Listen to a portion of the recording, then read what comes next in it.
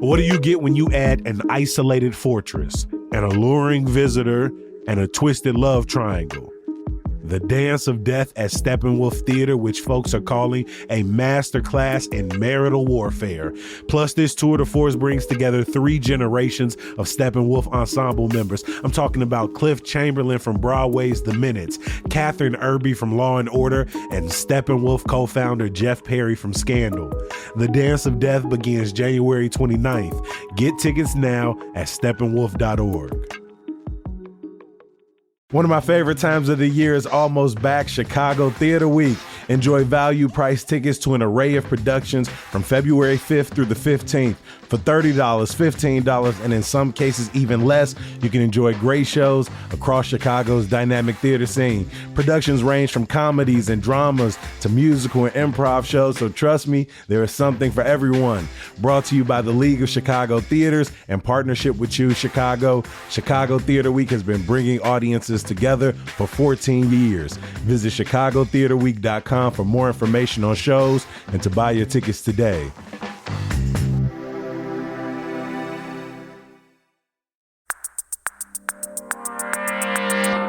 Today on CityCast Chicago, we are just a few weeks into Chicago's $16.6 billion spending plan, which closed a $1.19 billion gap.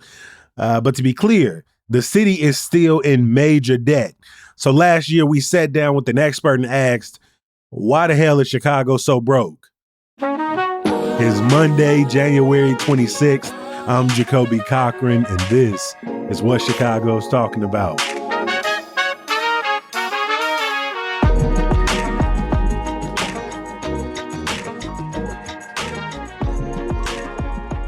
Dr. Justin Marlowe is a University of Chicago professor and the director of the Center for Municipal Finance. Justin, welcome to CityCast Chicago. Hey, it's good. Great to see you. It feels like we've always been talking about some financial crisis that Chicago is dealing with, but I want to start with a very simple question. Is it weird for all of our public institutions, transportation, public schools, the city budget at large, to be going through this kind of massive existential financial crisis all at the same time? I wouldn't say it's weird. There have been elements of this in Chicago public finance for a long time. I think it is amped up a little bit right now. The size of the crises, the size of the budget deficits that the different local governments are facing is larger than usual. This sort of cyclical ebb and flow that we've seen for a long time is nothing new, but it is a little extreme in this particular moment. Mm-hmm. So sometimes when we talk budgets, it can feel like we're talking accounting tricks, because at the end of the day, CPS, the city, the state, they're going to put forward and ultimately pass balanced budgets, but it often feels like, again, that those were achieved through some short-term solutions, nothing that really solves our systemic budget crisis. How pressing is the problem really at this moment, and how likely are people to feel the consequences if we aren't able to make some long-term inroads here? Yeah, it's definitely, I think, more pressing now than it's been. And you really hit it on the head. I think the thing that all of the different local governments in Chicagoland share, and by all those local governments, we mean the city, the county, CPS, the CTA, and you might even throw in parks and other local governments in that as well. What they all have in common is they all have what we would call a structural deficit, right? Meaning that the long term, their revenues will not equal the spending that they have projected.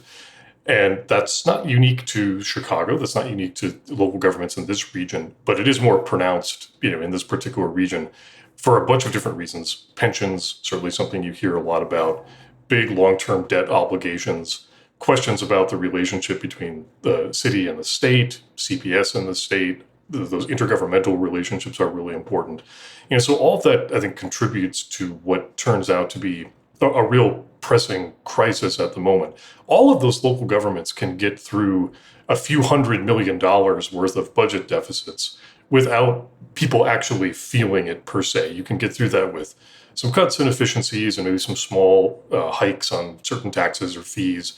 And that's important, but that's not something that necessarily everybody feels in a very real way. The city is facing $1 billion plus deficit. It seems really unlikely that we'll be able to get through that without things that people will notice, whether it's increases in property taxes, increases in fees. In the case of the CTA, increasing fares, which is something they haven't done for a long time, to say nothing for the potential for cuts in services, which obviously people will feel. So I think, yeah, given the size of the challenges that all these local governments are facing right now, it seems hard to believe that regular people won't feel it in ways that maybe they haven't in the past several years worth of budget crises that we've experienced. We'll get at some of the unique, but also some of the general challenges that each of these institutions face. But something you talk about is this structural deficit, right? These are problems that Mayor Brandon Johnson inherited. The current CPS interim chief, the current interim lead at CTA. And we could argue that their predecessor, a few mayors have had this buck passed to them, and a few leaders across these institutions. How far back does this go? When would you last say Chicago wasn't facing a structural deficit, that we could say we were economically in a healthy place, in a productive place? Yeah, it's a long time. It's several mayors. I mean, you could argue that it's maybe 30, 40 years, depending on how you want to do the math. And a lot of that, I mean, it's really interesting when this comes up because there's two big components to that. One is certainly the pension stuff that we hear a lot about. And in some sense, you almost have to hold harmless leaders at that time for making the decisions that they made about pensions back in the late 70s and early 1980s. At that time, increasing pension benefits was something that would, number one, you wouldn't really feel the cost of it in the near term. But at the same time, people are living a lot longer. When people retire from public service, they're on their pension much longer than they were in the past. There have been some major demographic and other changes that have made those benefits way more expensive than anyone ever imagined. The other part of it that I think we need to keep in mind is that Chicagoland was built for a much larger population than we have now. The infrastructure is designed to serve many more people. The levels of service that people have come to expect are still much more in line with that much larger population that we had 30, 40 years ago. And so it's those two things. I think the pension benefits, which kind of came up during a very different era, and Chicago's gradual depopulation over time, and the fact that we haven't necessarily adjusted to that, is really kind of the origin of the crisis that we face now. And it goes back a long ways.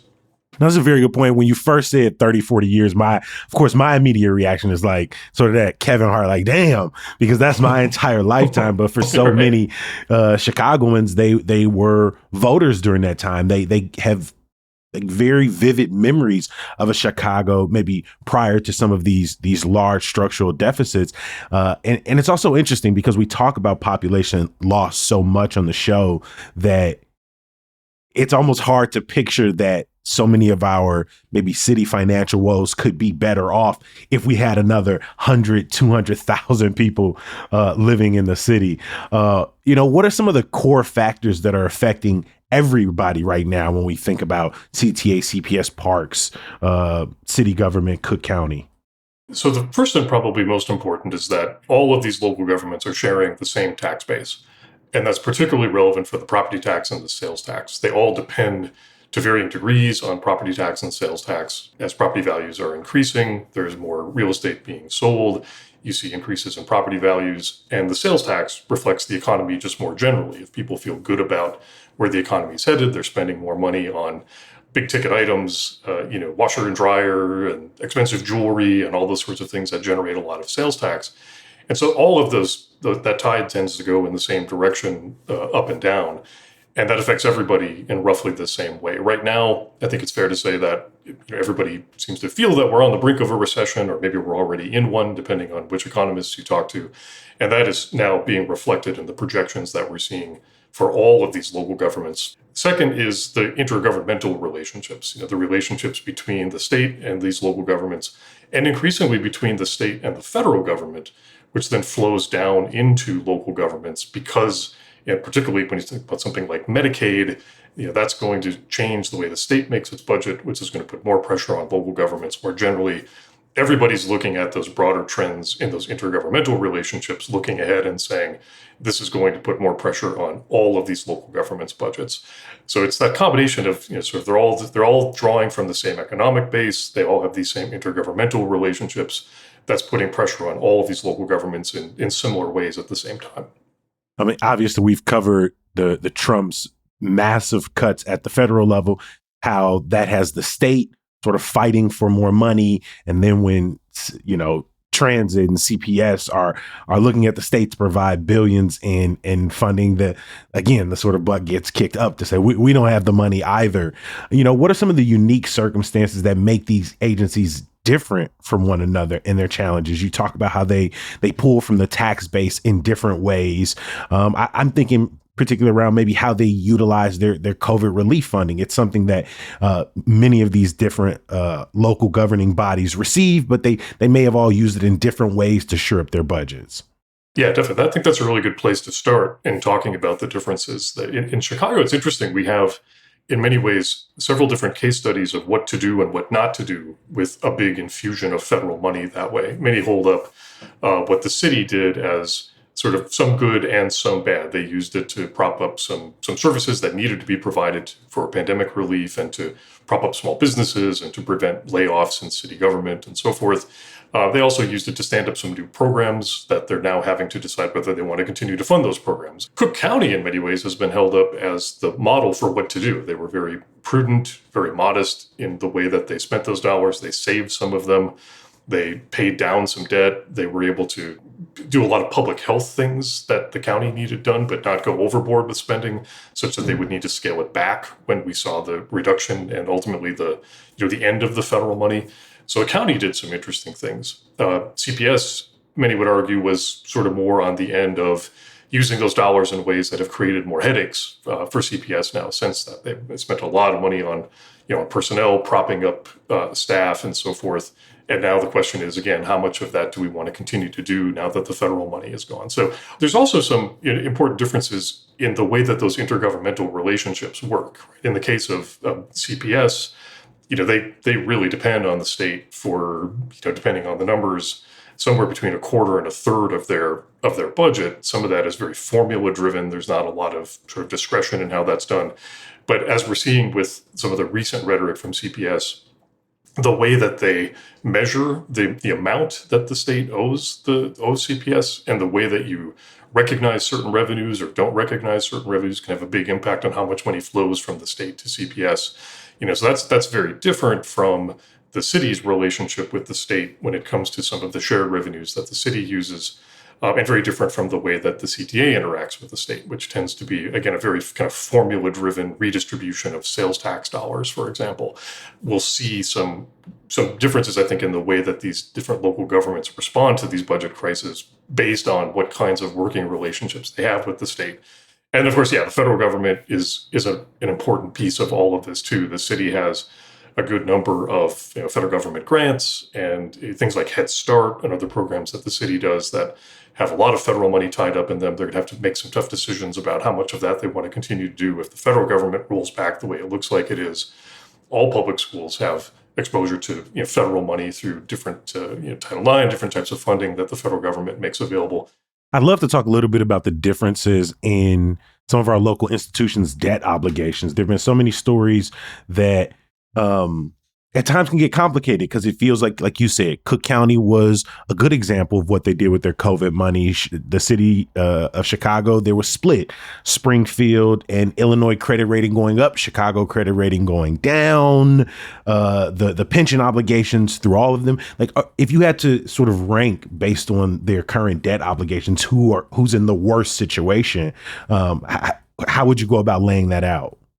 I think an important point to make at the outset is that it's fair to say that the people who actually do the debt management at the city, at the county, at CPS are all, in my opinion at least, doing a really effective job. They have an incredibly difficult task to try to take these legacy obligations that everybody has inherited. It takes a lot of creativity, takes a lot of really technical, complex types of solutions, some of which are, I think, fairly criticized for being maybe too complex or not sufficiently transparent or very expensive in some cases. A lot of dollars flowing to lawyers and accountants and bankers and that sort of thing. But that, in some sense, is just kind of a necessary thing given the problem that all of the leaders of these institutions have inherited. Cook County, once again, could arguably is in the best position. It's improved its credit rating. It has set aside quite a bit in reserves. It has a pretty prudent investment program for all of the capital investments that it wants to do. And for the most part, it is, I think, in reasonably good shape when it comes to how it's used debt and how it will use debt in the future. Again, the county is very vulnerable on some of this Medicaid stuff, so we're going to have to watch that very closely. CPS is at the other end of that continuum. CPS has used debt in a variety of ways to try to shore up its pension funds. It does a lot of short-term borrowing just to make payroll.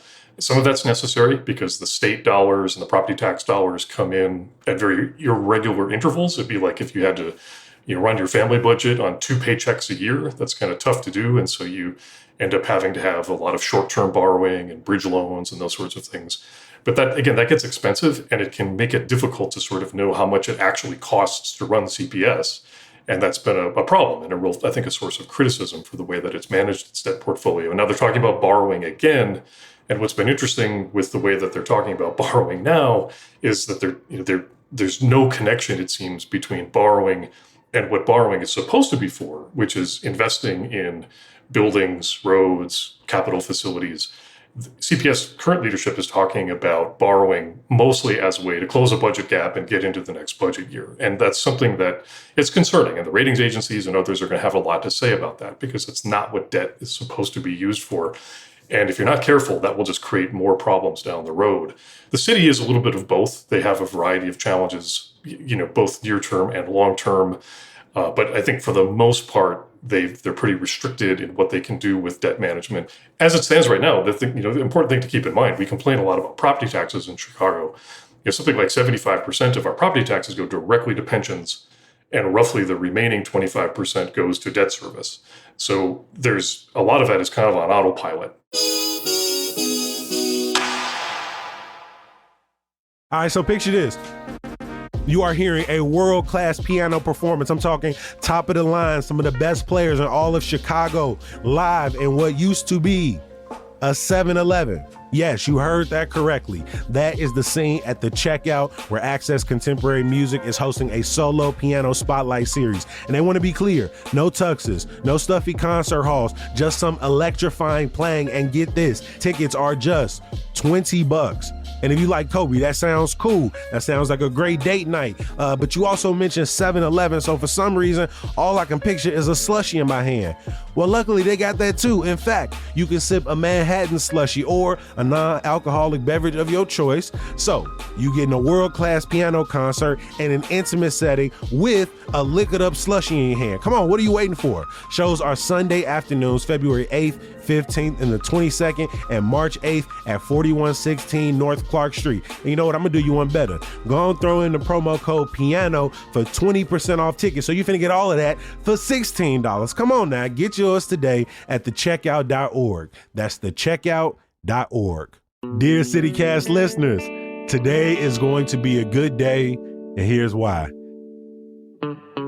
Dear Evan Hansen is coming to the Paramount Theater in Aurora. If you've got any theater folks in your life, you have definitely heard them singing this soundtrack before, and for good reason. 6 Tonys, a Grammy for Best Musical Theater Album, national tour after national tour, and a story for every single person who just wants to be seen. A Little White Lie becomes this enormous blizzard of untruths, taking lonely, anxious teen Evan on a wild journey towards love and acceptance, even when you make mistakes. Catch Dear Evan Hansen February 4th through March 22nd at Paramount Theater in Aurora. You do not want to miss this deal. Get your tickets today at ParamountAurora.com.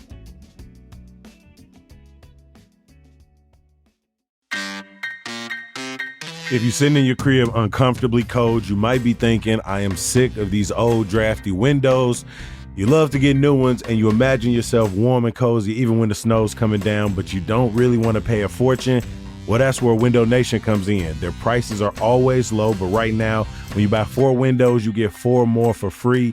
And you might be able to do your whole house. Plus, you get them with 0 down, 0 monthly payments, and 0 interest for 2 years. And all the windows come with a lifetime warranty, so you know you'll have cozy Chicago winters for years to come.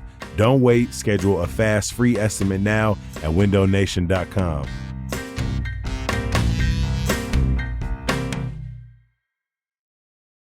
What are some solutions here, short term and long term, as we look across the institutions? The main thing that comes to mind is governance, right? And this is something that I know you all talk a lot about, the ratings agencies talk a lot about, the Civic Federation and the other organizations that keep tabs on this stuff talk a lot about governance. It's a really, really important piece of this. Having political conflict in the region is not a problem in and of itself. We expect there to be conflicts between the mayor and the city council, the mayor and the CPS superintendent, the governor and the mayor, the governor and the president. Like these are features, not bugs of the way that we make budgets in this region. But what's rare is to have all of that conflict happening at the same time. Pretty uncommon that you would have all of these different fights happening simultaneously. And that has already kind of set the stage in some sense for it to make these budget conflicts within these different local governments even more difficult than they'll need to be. You're already seeing the city council dismiss out of hand a lot of ideas that the mayor is putting on the table for how to close that budget gap. You're already seeing the mayor say that the city council is being uncooperative, much the same way that they feel the city council has been uncooperative for the last two budget cycles.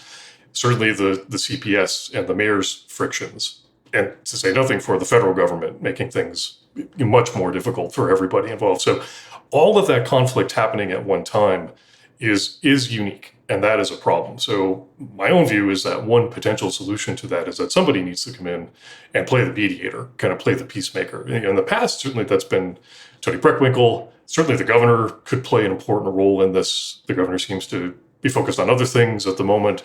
But that it's going to take, I think, at some level, that kind of political leadership to say we really need to be a lot more collaborative than we're being at the moment. Number two is there's a lot of this is already underway. I think there really does need to be a close look at the spending side for all of these local governments. Certainly the mayor's budget task force, as we understand it, is looking very carefully at lots of efficiencies in spending. There's a lot of low-hanging fruit there on everything from paying for IT systems to how we do different types of procurement to staffing overtime levels, all of that stuff. Like there's some real dollars to be saved by doing that. And the same is true at the county, at CPS, at the CTA. That feels like a line we've heard more often in recent budget seasons is like, we're going to do some hiring freezes or knock some open positions off the books. We're going to, streamline operations in the office. Do these ultimately lead to real savings, or are these just sort of annual budget over budget tricks to close the gap? Because it feels like if we're constantly talking about inefficiencies in government, whether it's hiring or IT year over year, it's like, eventually, shouldn't that be solved? Shouldn't you get to an adequate staffing level or have new updated services, or, once those positions are closed or won't be backfilled, that you kind of move forward? It feels like a pot we keep dipping in, at least rhetorically. Yeah, no, I think you're absolutely correct, and that's a fair criticism. We have to keep a couple things in mind. In all of these local governments, at least half of this total spending is on personnel, most of which is covered by collective bargaining agreements. So you don't have a lot of degrees of freedom in thinking about making those types of spending cuts. So a lot of people will say, for that reason alone, focusing on the spending side is kind of a fool's errand, because you're not going to be able to do much with the most expensive items, and that's fair. Same with the capital budget. Like we got to fix roads, we've got to fill potholes. There's certain things we have to do that you really can't scale back. So when you start to get into these efficiencies, depending on the government, it's, I don't know, between maybe 10 to 20% of your total spending could be reduced in some way, or you could find ways to think differently about how you do business and realize some savings in a relatively small part of the budget. But that's important for two reasons that I think go beyond just the dollars saved. Number one is, it goes back to what we were saying before, being willing to talk about efficiencies raises bigger questions about how many people do we need? How large a police force do we need? How large how many firefighters do we need? How many teachers do we need? How many staffers do we need at the CPS? And I think most everybody who works in these local governments would admit that we haven't really answered those questions. We really have not gotten to, given that we have a much smaller population today, what size government do we really need? It's a difficult question to answer. It's politically fraught. You get why people don't do it. But asking the questions about efficiencies naturally then leads to the bigger questions about how much government do we need and what do we really want our local governments to do. Given we've been dealing with this structural deficit going on, 4 or 5 decades, in your thought, have we done enough in terms of creative revenue ideas? Like, obviously we had different mayors sell off infrastructure or close down schools, or we've tried progressive tax at the state level that had failed to come through from voters. Like, do you think our local governments have done enough in generating new ideas to bring money into the city, regardless of population size? Yeah, I think the short answer is there's no shortage of creative thinking about what could be done. The political will to do it is the hard part, of course. But again, to set the stage, I think it's really important to look at a couple of things that people sometimes overlook. Number one, the city of Chicago is unique in that it has an incredibly diversified portfolio of revenues. We don't depend on any one revenue source for more than between 10 to 15% of our total revenues. And that's a real benefit. That creates a lot of stability. It makes revenues much more predictable. It means that if one part of the economy is growing, but another part is struggling, you don't see massive shifts in your revenue collections from year to year, which is not the case in a lot of other places that depend very heavily on the sales tax or depend very heavily on property taxes. The downside to that is what we're living with right now, which is that if you see spending increases due to a variety of new pressures, due to inflation, due to new collective bargaining agreements, due to the need to spend on infrastructure, when spending pressures increase, it's very difficult to push a single button or pull a single lever and get the revenue increase that you need. And that's the part that everybody is struggling with right now. And every mayor that has tried, including this mayor in the last couple of budget cycles, you make a lot of enemies very quickly when you try to do a bunch of nickel and diming across a bunch of revenue streams. I was going to say, on a very personal level, I think we can understand this. My paycheck is relatively stable from week over week, but my spending from month over month is extremely volatile. It does not always keep up. Some months are better than others, but the ways, like you say, it's hard to find a new check every month or new revenue every month to make up for that. And so some of that, I do have to take that responsibility on my own to regulate the spending. Absolutely, yeah. What is the side hustle that can fix that? And that's really what the city is looking for. And I think to a degree too, CPS and others are facing that same dilemma. So I think that's where it stands right now. There's plenty of candidates. The mayor has talked about bringing back some version of Bring Chicago Home, bringing back the commuter head tax, some version of payments in lieu of taxes, asking the nonprofits and educational institutions to share more. None of those are going to really move the needle. None of those is going to be the thing that you can say, okay, that's how we're going to generate an additional $1 billion a year in revenue or something like that. It's going to be some combination of all of those things. But at the same time, I think that's one of the challenges, that the rhetoric around this seems to focus on, let's find the revenue source that's going to fix this for us. And the simple answer, just from a public finance perspective, is that no single revenue source is going to fix this. And we can't really gig economy our way out of this. Exactly. There's no single thing you can do that's going to fix this from a revenue perspective, even though I know a lot of progressives especially would really like to focus most or all of the attention on that. It's just not the way that our revenue structures work in Chicagoland.